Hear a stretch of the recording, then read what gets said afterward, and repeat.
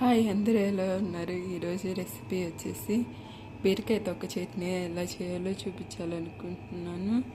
చూసేయండి.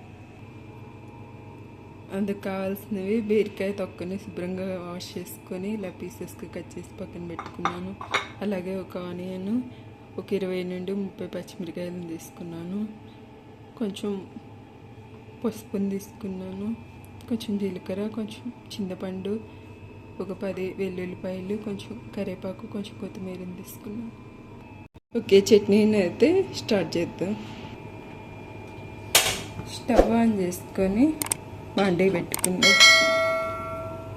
బాండీ వేడైన తర్వాత కొంచెం ఆయిల్ని యాడ్ చేసుకుందాం.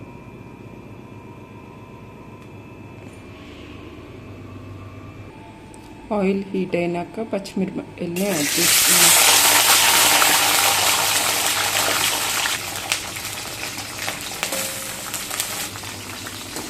పచ్చిమిరకాయలు ఇలా దోరగా వేగిన తర్వాత బీరకాయ తొక్కని యాడ్ చేసుకుందాం.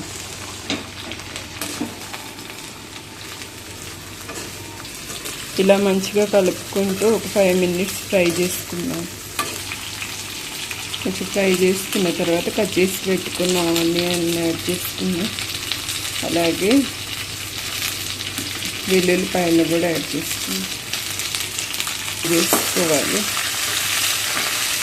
అలాగే తొందరగా ఫ్రై అవ్వడానికి 1 spoon సాల్ట్ యాడ్ చేసుకున్నాం.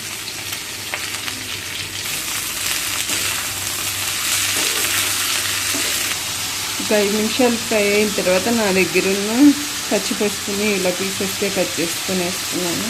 అలాగే కొంచెం పసుపుని కూడా యాడ్ చేసుకున్నాను.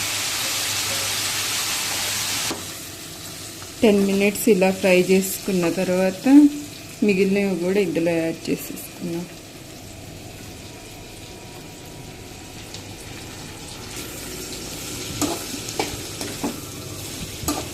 అలా ఒక 5 minutes ఫ్రై చేసుకున్నాం. ఇలా మంచిగా ఫ్రై అయినాక స్టవ్ ఆఫ్ చేసుకొని చల్లార్చుకోవాలి.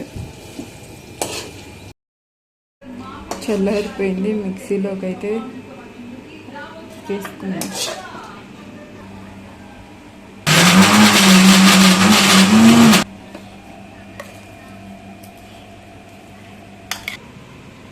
మిక్సీకి పెట్టిన తర్వాత బౌల్లోకి తీసుకున్నాం.